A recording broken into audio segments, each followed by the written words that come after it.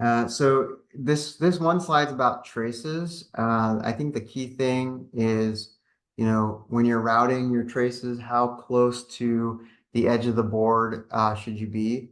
More is better. So I would say, you know, 5 to 10 mils. I think we can do 5 depending on thickness of the board, and 10 is very safe. And then if you're doing V-scoring, V-scoring removes a lot of the material. So you need more spacing from the edge of the board.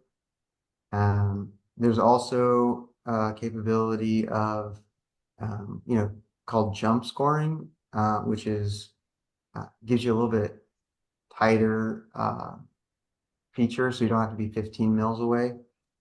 So you can talk to your fabricator to see if they offer the jump scoring manufacturing. But overall understand, how the fabricator is going to build the product. What foil are they going to start with, and how much copper are they going to plate up? That's important to know, so that you're aware of the final end product, like how much trapezoid are you going to have? Are you going to have shortfall from the etching? All that is important.